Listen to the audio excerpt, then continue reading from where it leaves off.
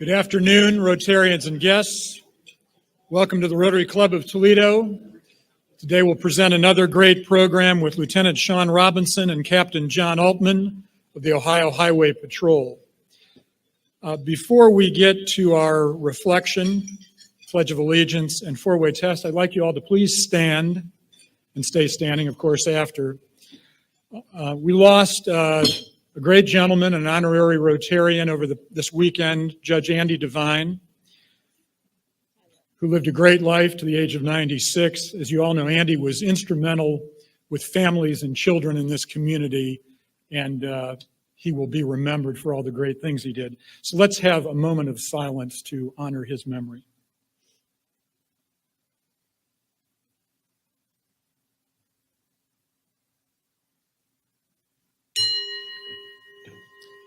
Now I'd like to ask Peter Handwork to deliver a reflection. Tom Wright will then lead us in the pledge, and then if you would please stand as past President George Eistetter leads us in the four-way test after that.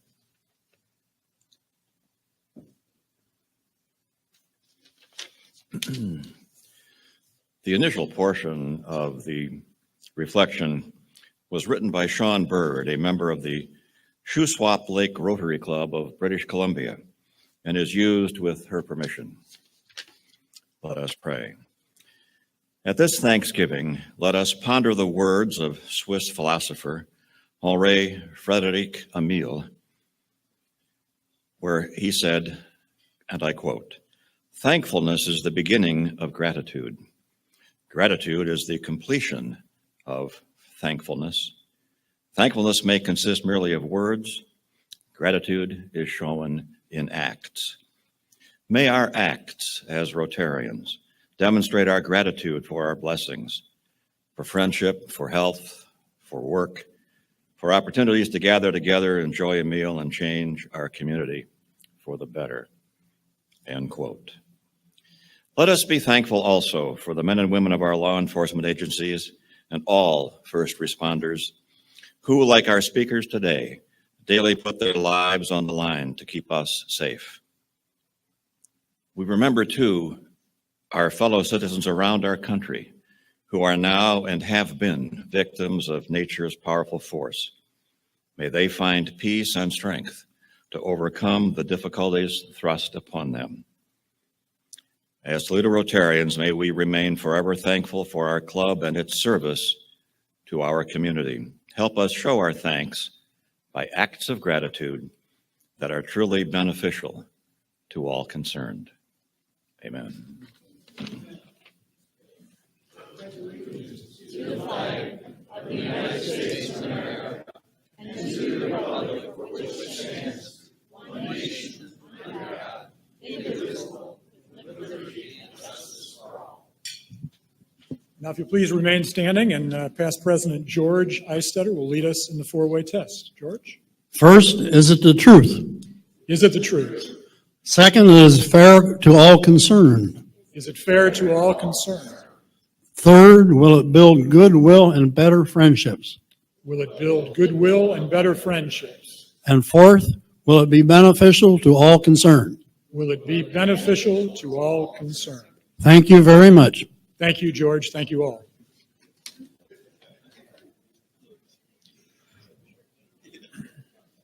As we begin our meeting today, I'd like to thank and acknowledge this month's sponsor, Resolute Bank. And now greeter Donna Bogan will help us welcome our visiting Rotarians. President Dick, we have 5 visiting Rotarians today. Visiting Rotarians, please stand as I read your name and remain standing until President Dick welcomes you. We have with us today Mark Kesey from the Findlay chapter. We have Tom Wright from Ann Arbor.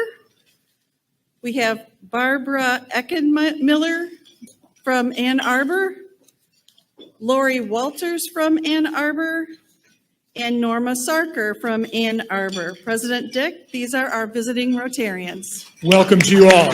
Great to have you here. Now, does anyone have any guests they would like to introduce? If so, please go to the floor mic so we can hear you and see your guests.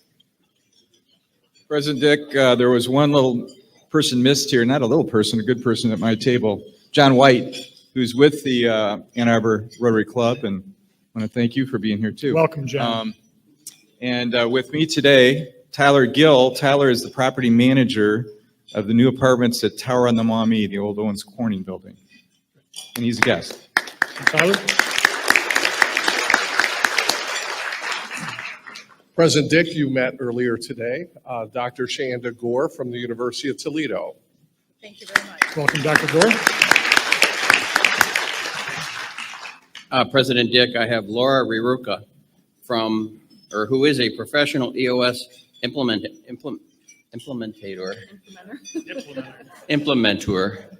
Can't read. From Align Focus. Welcome.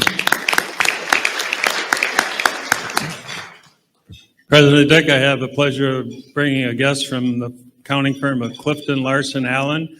Bill Scott is a tax manager in the office and a potential member. Back when I ran the office, I required all employees to shave, but apparently that has changed. Welcome, Bill.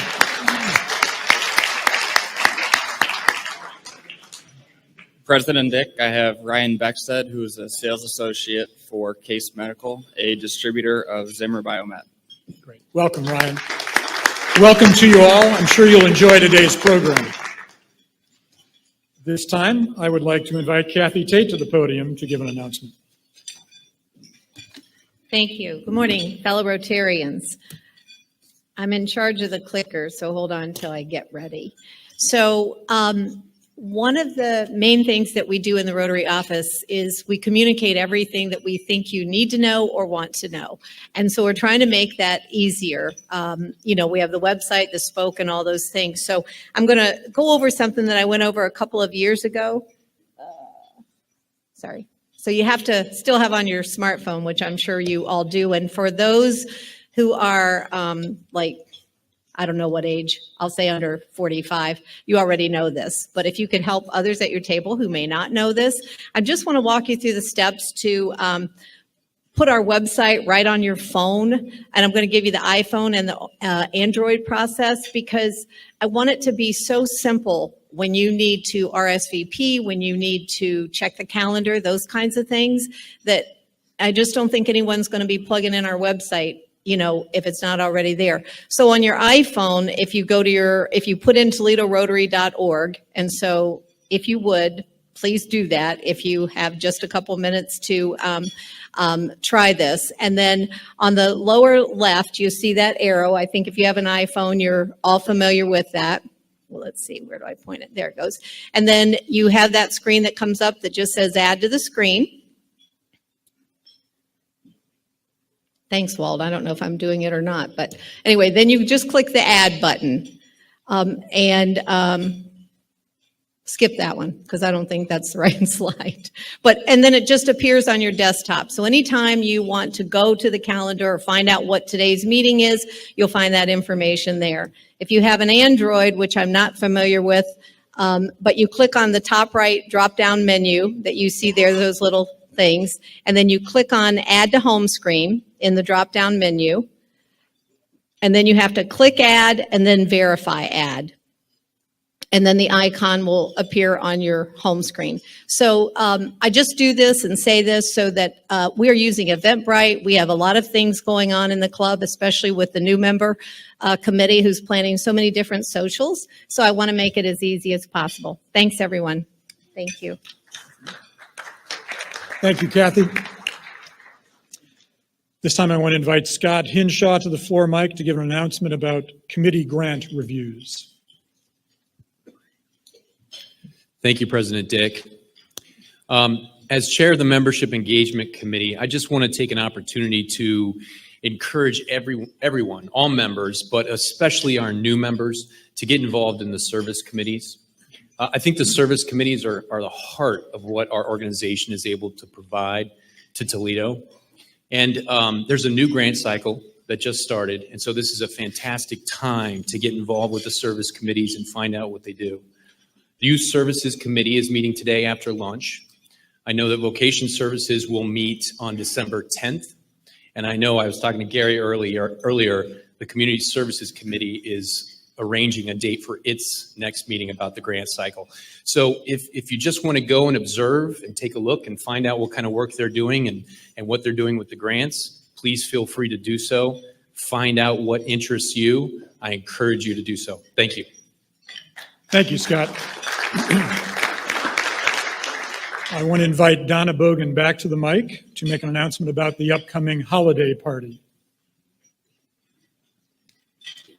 As co-chair of the Membership Engagement Committee, I would say that all of you by now have received your invitation to the holiday party, which will be held on Friday, December 7th from 5 to 7:30, and it's going to be at the Toledo Country Club again. What I want you to do is RSVP. Please go to, as Kathy was just talking about, go to the website, go scroll all the way to the bottom of the page. You don't have to sign in or anything. It's at the bottom of the page. Click RSVP and register for yourselves and your dates. We would appreciate it. Thank you. Thank you, Donna. Hope to see you all there. Now would be a great time to check into social media to let everyone know you're at the Rotary Club of Toledo meeting. Then I ask that you please silence your phones for the rest of our program. I'm not sure if Cindy Carr is here, but I want to congratulate Toledo Rotarian Cindy Carr, Executive Director of the Downtown Toledo Improvement District, on another great holiday parade. We had approximately 20,000 to 25,000 people down here on Saturday to enjoy the parade. So Cindy and her group always do a great job. There she is right there. Thank you.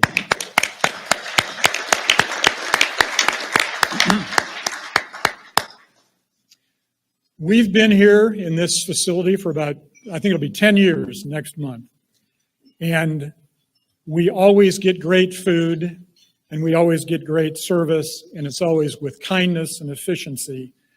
And at this time, I would like to recognize the great Park Inn staff and all they do for us. And they're right over here.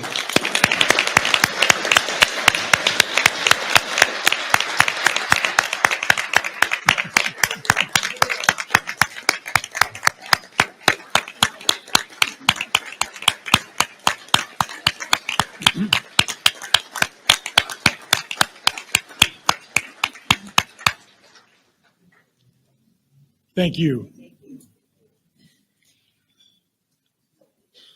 As you all know by now, the Toledo Rotary Club Board is proposing to amend our board's constitution and bylaws. Pursuant to our constitution and bylaws, the specific language changes to accomplish these amendments have been published in the last two spokes, and the amendments are on your table. To be adopted, the amendments must be approved by a 2/3 vote of a quorum of our club, and a quorum is defined as 1/3 of our club's members. The amendments are intended to accomplish the following three objectives: eliminate the position of second vice president beginning in the 2019-2020 Rotary year, shorten club directors' terms from 3 to 2 years beginning in the 2020-2021 Rotary year, and create a new title of honorary past president to recognize past presidents of our club who have continued their membership in our club for at least 15 years after their presidency. I do need a motion from the floor to accept these amendments. Is there a second? Second. I will accept any question or comment at this time. If not, it's been moved and approved to accept these amendments. All those in favor, aye. Any opposed, same sign. The motion is carried. The amendments are approved. Thank you very much. I'd now like to invite Eric Fankheiser to the podium to present a grant check to Rodney Schuster, Executive Director of the Catholic Charities Diocese in Toledo. Thank you, President Dick. On behalf of the Toledo Rotary Club Foundation, it's my pleasure today to present a grant check in the amount of $5,400 to the Catholic Charities Diocese of Toledo. The grant was used to purchase 20 replacement mattresses, protector pads, and bedding for their La Posada Emergency Family Shelter. Our community service members received the request, participated in the vetting process, and made the decision to recommend the grant approval to our club board and foundation trustees, and the grant was recently approved. It is due to the countless Toledo Rotarians who give unselfishly, which enables us to provide these grants. Thank you to everyone who continues to support our Toledo Rotary Club Foundation so we can continue to aid in supporting the needs of our community. I'd like to invite Rodney Schuster, Executive Director of the Catholic Charities Diocese of Toledo, to come to the podium to accept the grant and share a short description of how the foundation's gift of $5,400 has helped their organization. There you go.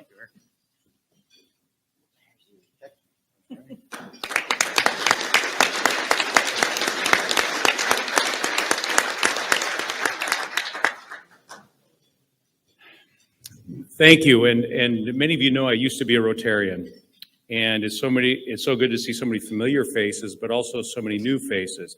And just a quick story. So when my family and I moved from Chicago in 2002, we were very fortunate to have Fred Bosselman, Kevin Smith kind of recruit me and bring me to Rotary. And then one of the first meetings I was at Zenobia Shrine was Judge Devine and Judge Ray. And I mention those names because they're no longer with us. So keep them in memory, but they're near and dear to my heart. And of course, they're one of the reasons why I was a Rotarian for so many years. So keep up the great work. We thank you for that. Regarding this grant, La Posada Emergency Family Shelter is one of 13 ministries in the 19-county Diocese of Toledo. Tonight, we will have 38 men, women, and children in our emergency family shelter, 10 families. And because of your generosity, they're going to have new beds to sleep on. Families come to us through United Way 211. And just a quick story of who that might be. Jack and Dew Johnson, mom and dad, and their 6 kids, the oldest being 16, the youngest being 6 months, were living out of their car.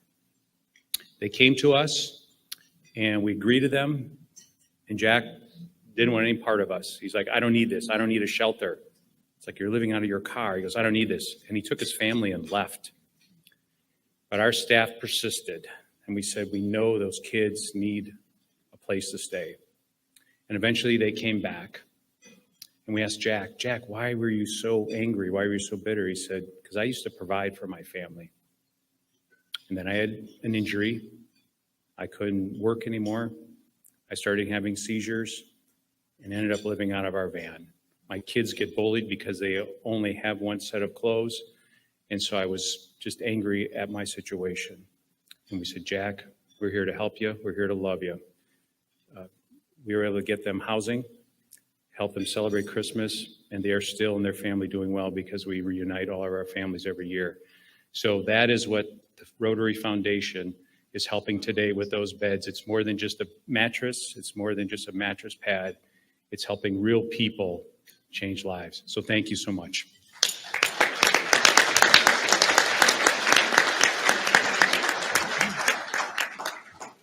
Thank you, Rodney, for all your good work. Today, it's my pleasure to introduce the spokesperson for the Roberts family and one of our honorary chairs of the Rotary Club of Toledo Foundation's annual fund drive, Craig Roberts. Craig is a second-generation Rotarian and a member of this club, the finest Rotary Club in a world of 34,000 clubs since 1988. Since he was introduced, and I almost feel like we need a drum roll, Craig has had perfect attendance. That's 30 years of not missing one meeting. So congratulations, Craig. And Craig is one of 10 of our club members with perfect attendance, along with his father, Dean Roberts, sitting right up here in front.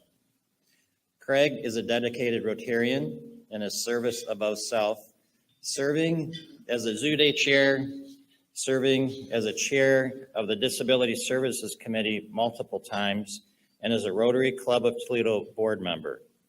Craig was a Rotary Club of Toledo Foundation trustee in 2007 and 2008, and he served as the foundation vice chairman in 2008-2009.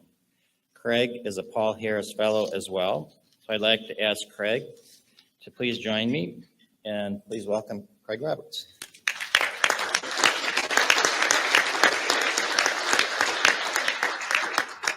Thank you, Eric. Good afternoon. Recently, you received a letter from my family asking you to contribute to the Toledo Rotary Club Foundation annual campaign. As noted in my letter, our family has a combined 95-year commitment to the Rotary Club of Toledo and its foundation. During that time, Dad, Jeff, and I have been actively involved in many different aspects of our club. We have participated in various service committees and assisted in determining grants for community and global projects. Throughout the years, we've been consistently impressed with the process that we use that now provides over $200,000 annually in support of charitable organizations. Walter, as you can see on the graphic, the process of grant making is member-driven through the 5 service committees. Grant requests are vetted through site visits and an in-depth discussion of the proposals. Those approved then move on to the Foundation Advisory Committee, where further discussion and approvals then occur. Finally, all requests are approved by the Rotary Board and the Foundation trustees. This process we use gives our family great confidence that our contributions and yours are wisely distributed. Many of us have already contributed to the foundation this year, and for those gifts, we are truly grateful. I have already contributed, but today I am making an additional major gift in honor of my father, Dean Roberts. Dad, would you please stand to be recognized for your 44 years of membership, 30 years of perfect attendance, and most importantly, for your continuing commitment of service above self.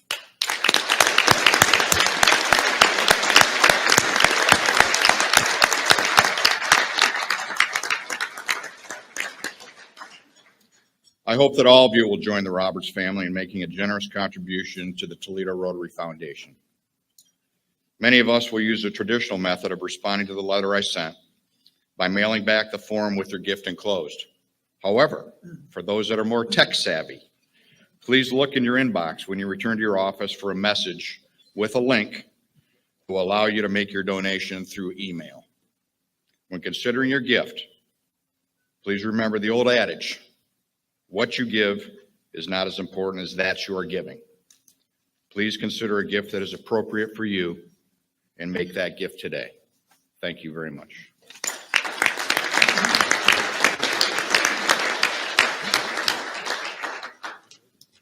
Thank you, Craig, and thank you to your family for taking on Foundation Chair this year. At this time, I'd like to invite Kim Wood to the stage to introduce today's speakers. Good afternoon. It is my honor to introduce Lieutenant Shaun J. Robinson. He is my immediate left right here. He is of the Ohio State Highway Patrol, and he is currently the Toledo Post Commander. He is responsible for both Lucas and Fulton Counties with 25 troopers assigned to the post. He is an 18-year veteran of the patrol with 8 years in supervision. Lieutenant Robinson earned his Bachelor's of Arts in Criminal Justice from Youngstown State University in 2000. At Cleveland, Ohio native, he began his career in 2000 and worked at the Sandusky Post. In 2016, he became the post commander for the Toledo Patrol Post. While in Toledo, he commands one of the busiest patrol facilities in the state. He coordinates and partners to reduce fatalities and improve the quality of life for those in Lucas and Fulton counties. And to his side, we have Captain John Altman of Ohio State Highway Patrol, and he is currently the Findlay District One Commander. He is responsible for the 7 posts, 200 plus personnel, and 12 Northwest Ohio County District. He is a 20-year veteran of the patrol with 15 years in supervision. Captain Altman earned a Bachelor's of Arts in Criminal Justice from Youngstown State University in 2001. He is a 2010 graduate of Northwestern's Police Staff and Command School. He completed United States Secret Service Dignitary Protection School in Washington, D.C. in June of 2012. He's a Youngstown native. He began his career in 1998, and he was a previous post commander of the Toledo Patrol Post. During his time as lieutenant and staff lieutenant, he has led and coordinated over 40 dignitary motorcades all over Northwest Ohio. Currently, he is responsible for coordinating, collaborating, and directing Ohio State Highway Patrol operations administration in the Northwest Ohio. The district he commands works with federal, state, and local partners to find solutions for traffic fatalities, traffic crash problems, and drug trafficking, and removing all other criminals traversing our Northwest Ohio. With this, please welcome, I don't know who's speaking first.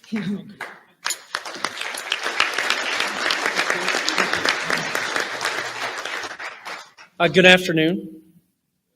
There we go. Just making sure that was a long bio. I don't want anybody falling asleep on that, so I apologize.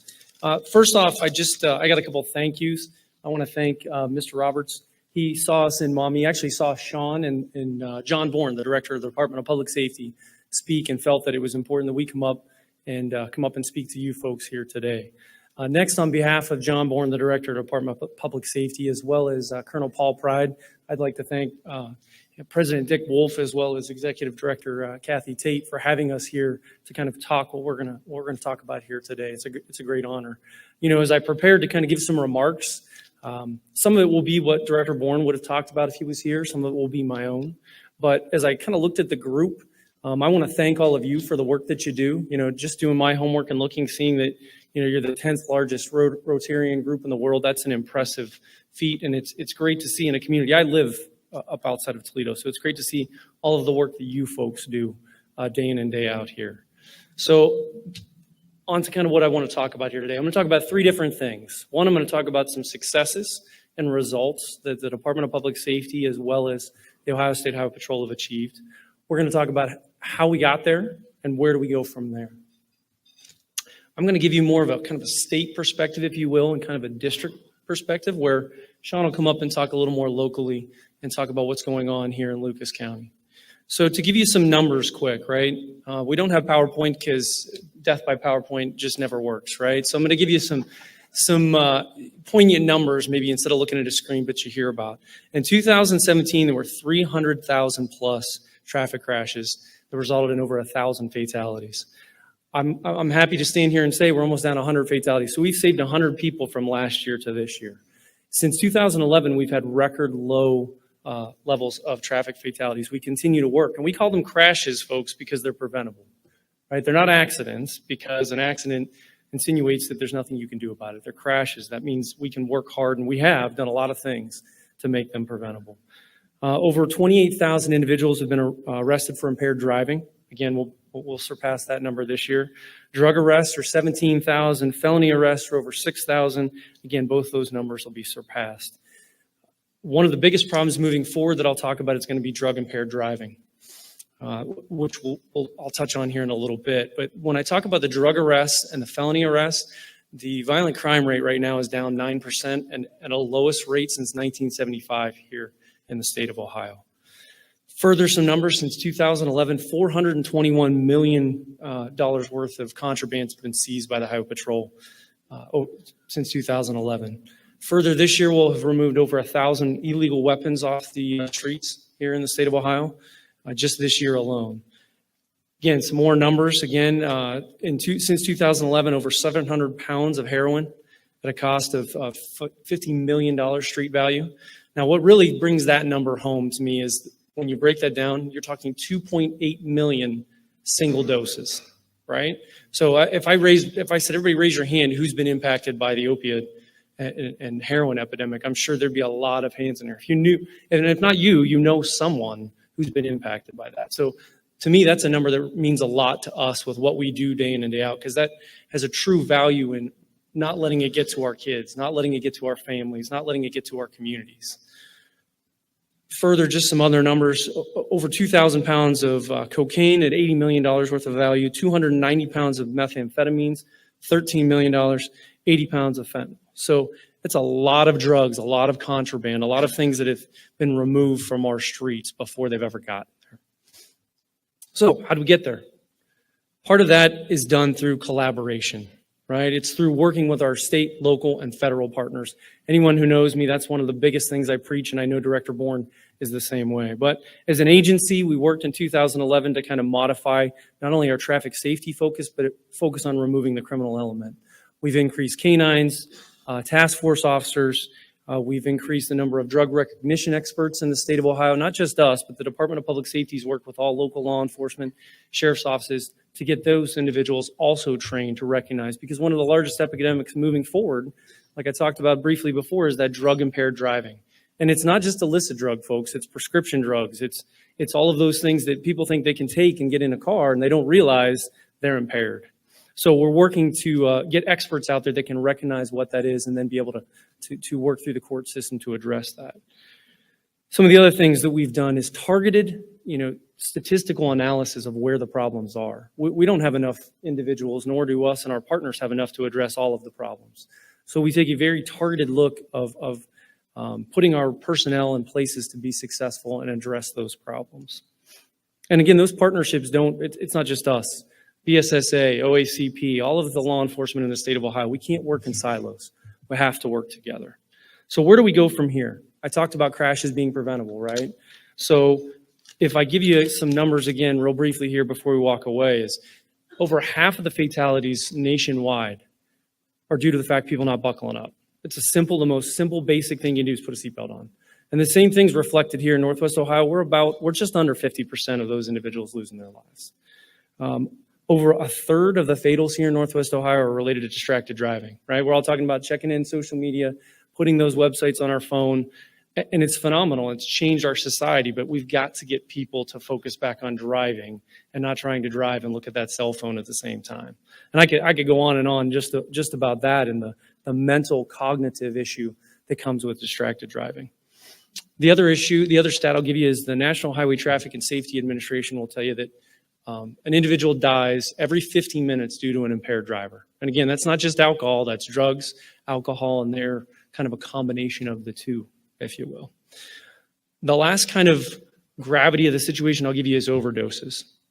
In 2017, 5,000 overdoses occurred. That's almost a 4-to-1 ratio when it comes to fatalities. So you see where we've kind of paired off our focus as an organization from the Department of Public Safety on down through with the Ohio State Highway Patrol, because you're talking 4-to-1. So if we lose 3 individuals out of a traffic crash every day, you're talking losing 12 individuals to overdoses.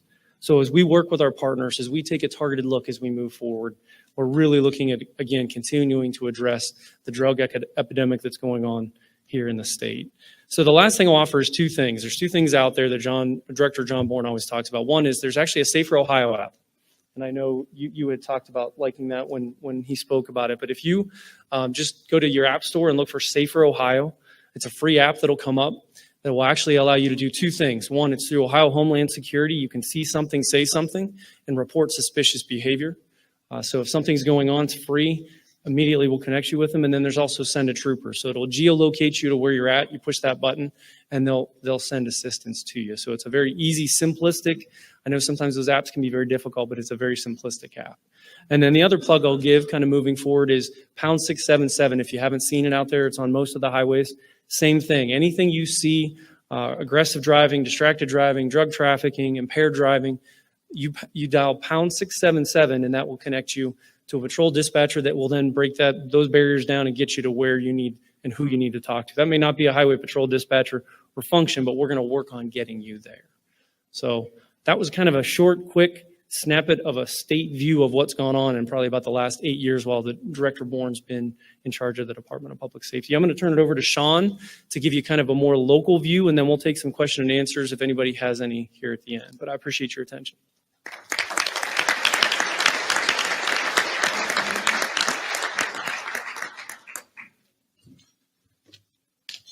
Hello, my name is Shaun Robinson, and I am the Toledo Post Commander. And I get asked a lot, the Toledo Post, where is that at?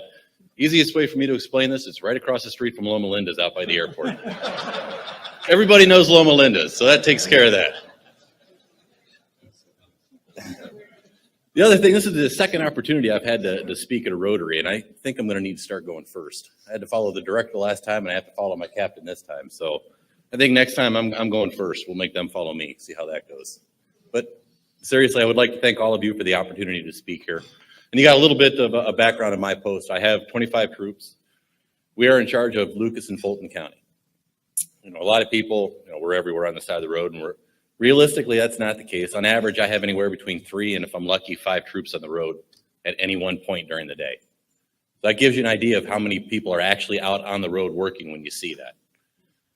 The biggest thing that I'm proud of, and you heard some of the mission that we have where we discuss, we're looking to reduce traffic crashes and remove that criminal element from the roadway.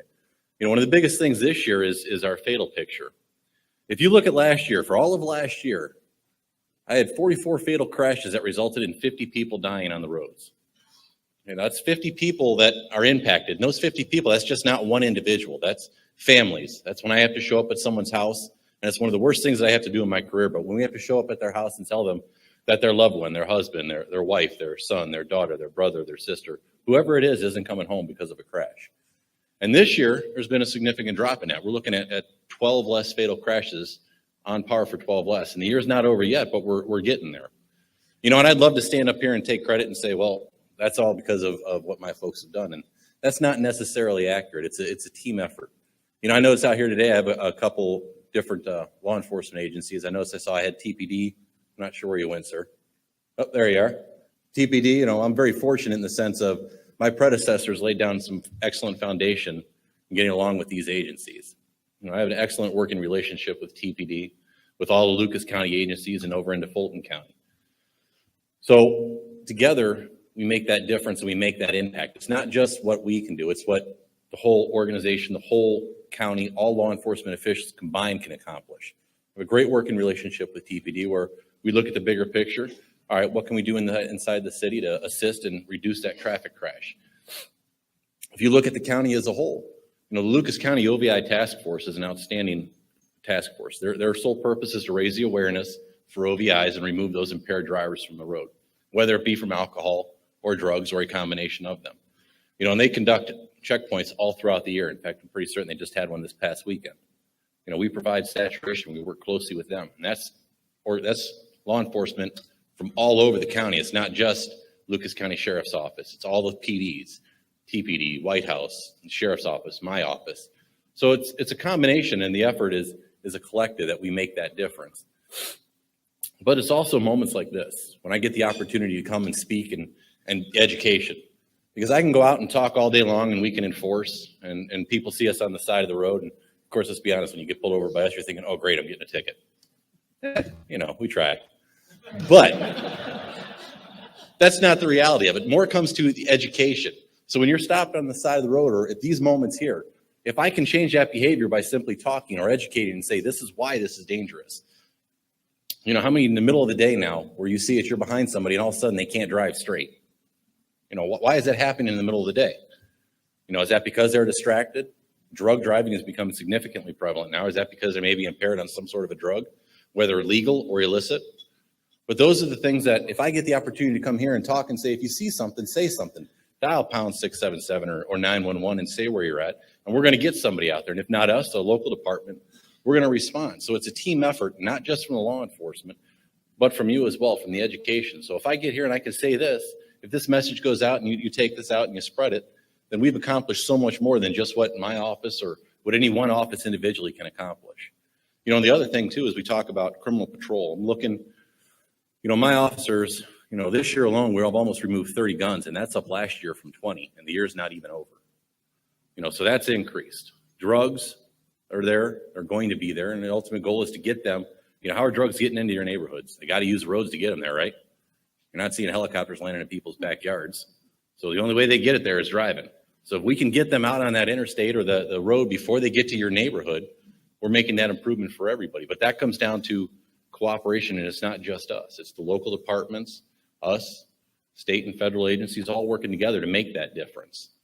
And that's the ultimate goal for what we want to do. It's more than just the enforcement, and you see it. I can talk about it all day long, but the educational part of it is so important and so integral that it's often overlooked or people don't realize how important it is. And I sincerely thank all of you today for affording me this opportunity to talk that and spread this message where, my prime example I love giving right now, especially during the day when you're driving down the road, it makes no sense that someone's driving off the road. None whatsoever.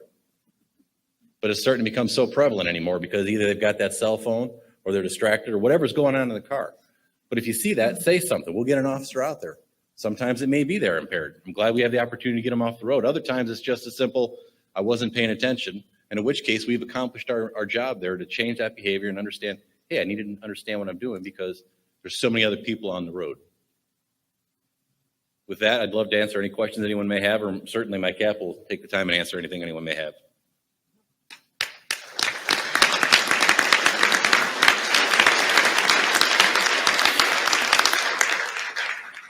Yes, sir.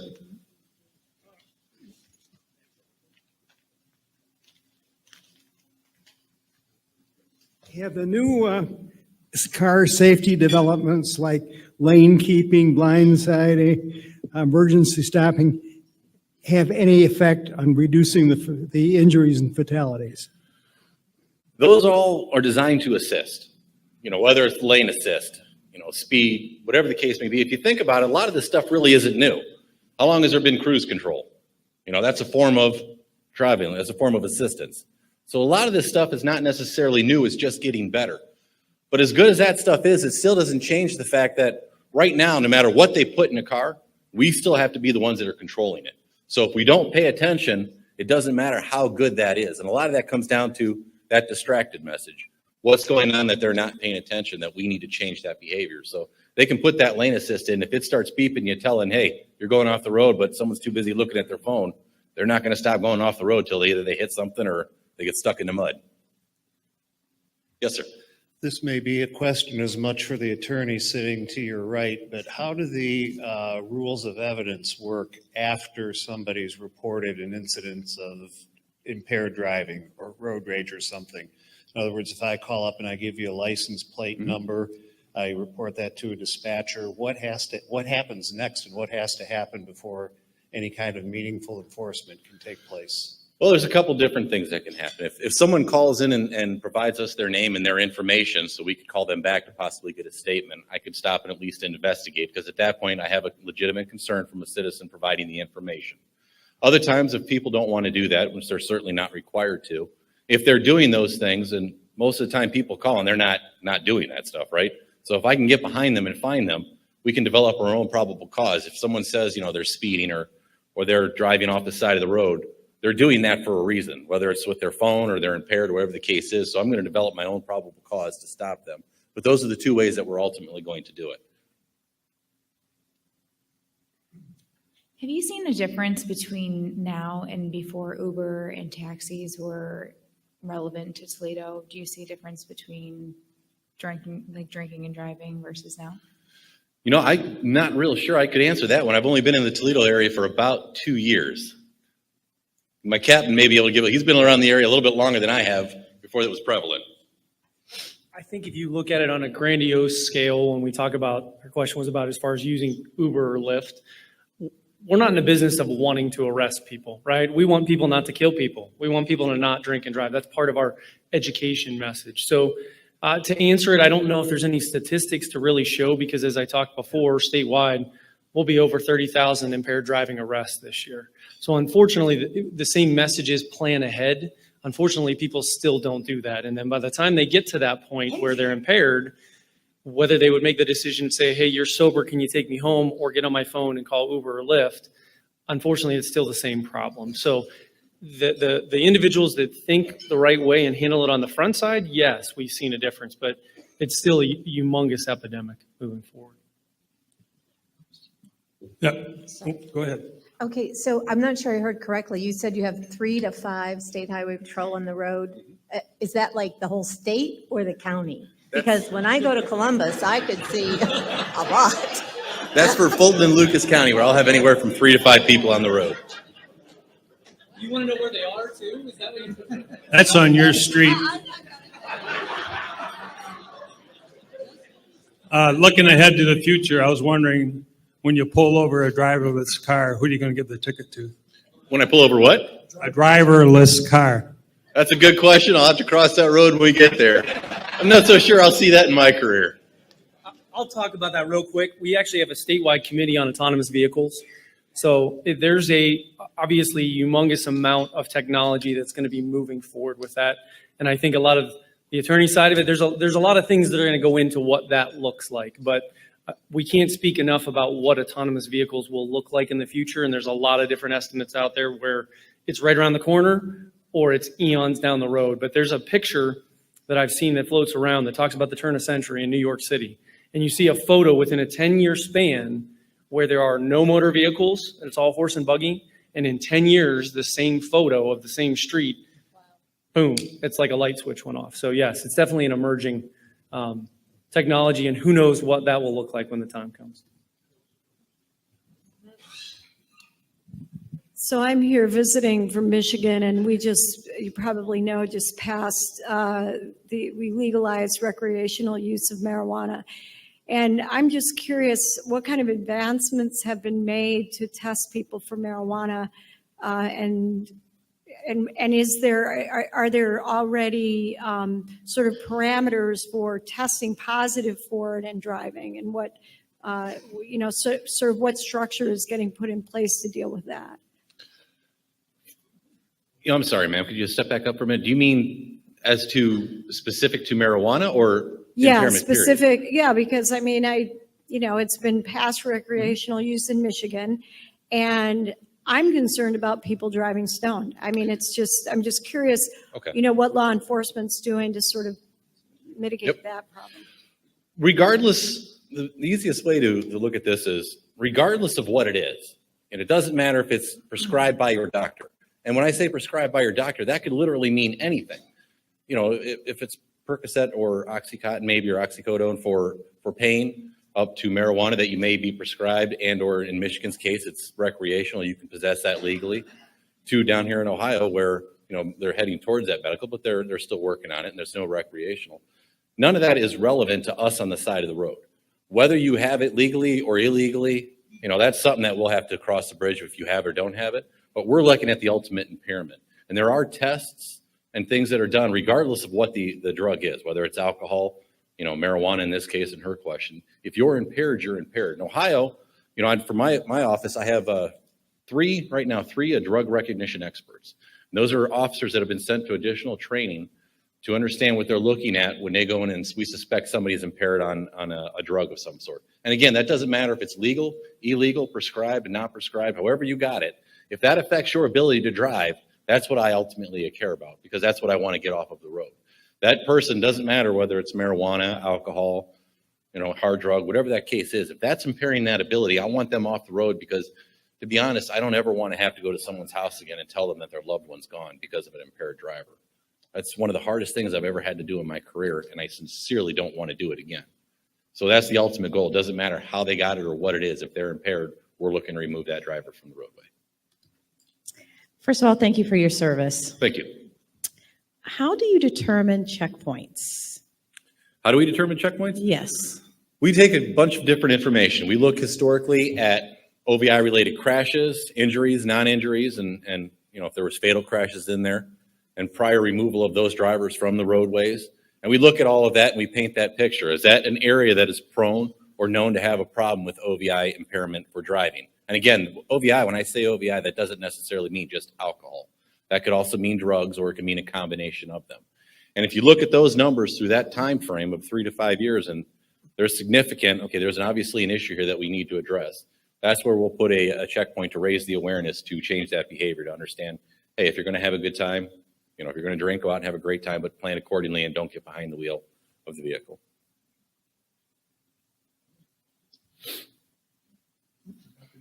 That's okay. I'm ready.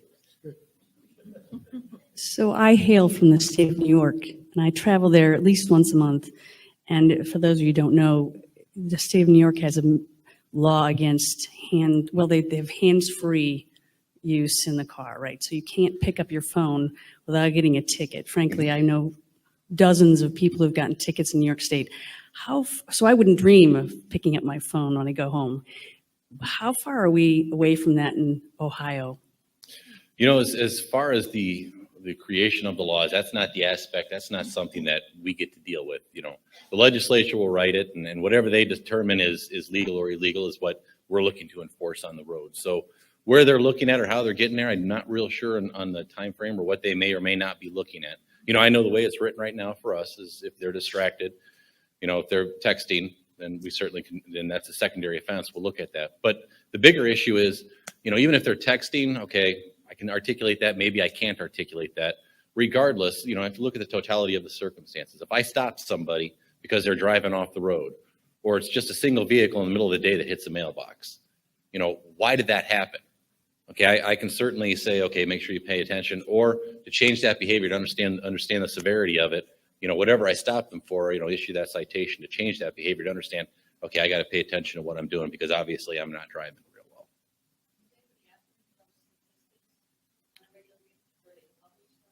I haven't received anything myself personally. I don't know that. I don't even know if the patrol has anything on the website. So starting in January, the traffic crash report will start to capture a lot of distracted driving statistics. Up until now, it can be very difficult to kind of keep track of what that looks like. And understand it's still self-reported at times, right? There's a lot of Fourth Amendment rights when it comes to your cell phone. There's a lot of things that you have the right to hold on to when it comes to that. So some of it has to be the officer's observations and beliefs of what's going on. But again, starting in January, that'll actually be captured when we start looking at traffic crashes. Does that answer your question?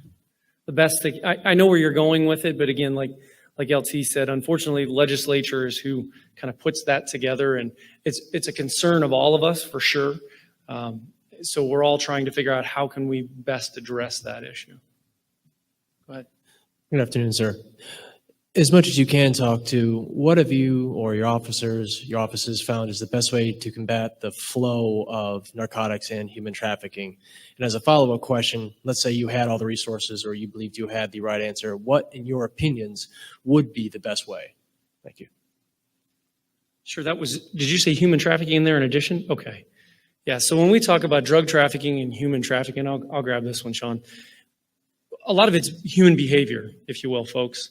If you notice, when we have individuals, and we try and teach all of our officers this, you're looking at human behavior. It's not like the days when I started and people would say, oh, someone could drive this car or that car.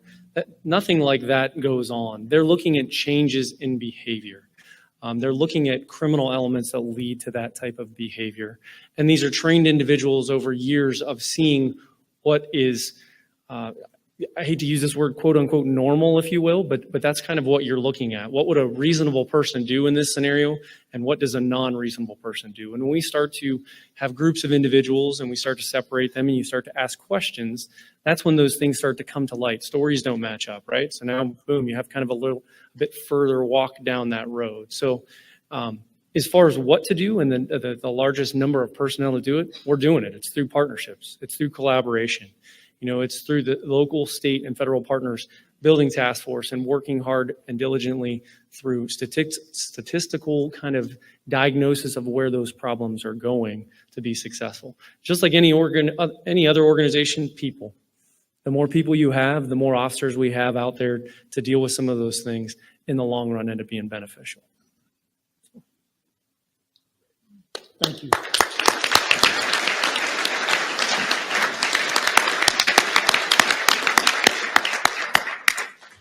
Thank you, Lieutenant Robinson and Captain Altman, for today's great program. To show our appreciation, the Toledo Rotary Club Foundation will be making a donation to the Rotary International Polio Plus Fund in your names.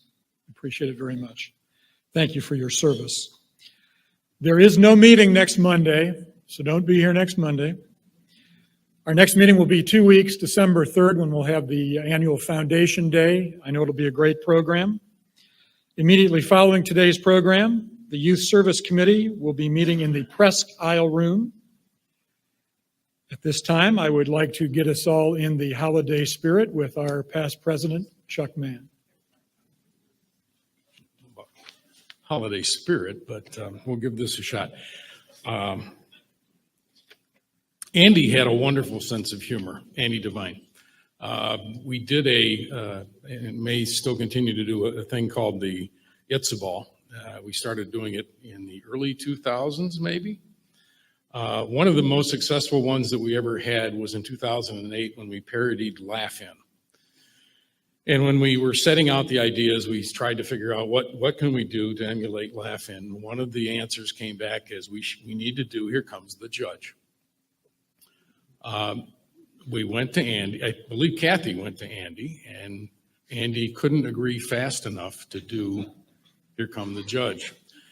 So in rehearsal, we were a little concerned, how would this go? At that time, he was 86 years old, and He knocked it out of the park at rehearsal and just did an excellent job. He was mic'd up. He wore his robes and somewhere got one of those long powdered wigs. We played the music. Here come the judge. And this is what Andy delivered. I found this in my files. This is what Andy delivered on that date in 2008. A guy phones a law office and says, I want to speak to my lawyer. The receptionist replies, I'm sorry, but he died last week. The next day he phones again and asks the same question. The receptionist replies, I told you yesterday, he died last week. The next day the guy calls again and asks to speak to his lawyer. By this time the receptionist is getting a little annoyed and says, I keep telling you that your lawyer died last week. Why do you keep calling? The guy says, because I just love hearing you say it.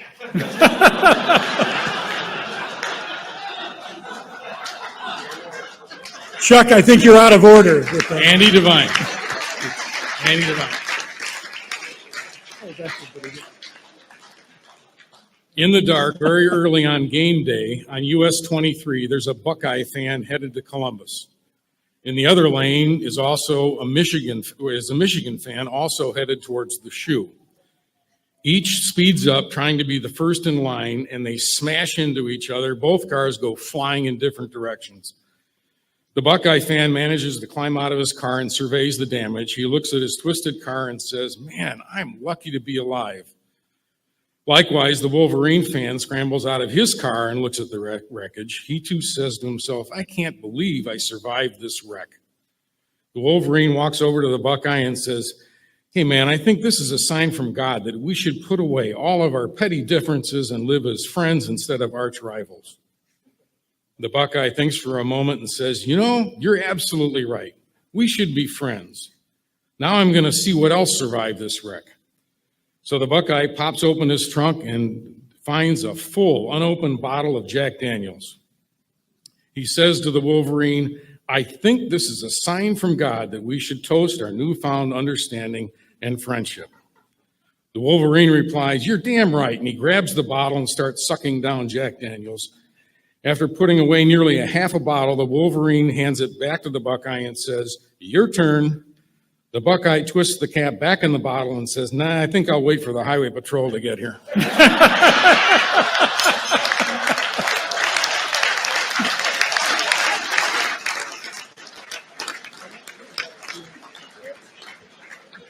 Chuck, I think you outdid yourself today. Well, I hope you all have a wonderful Thanksgiving. We'll see you in a couple weeks. Remember to be servants out there so we can be the inspiration. We are adjourned. Good meeting. Thank you so much. Enjoy it.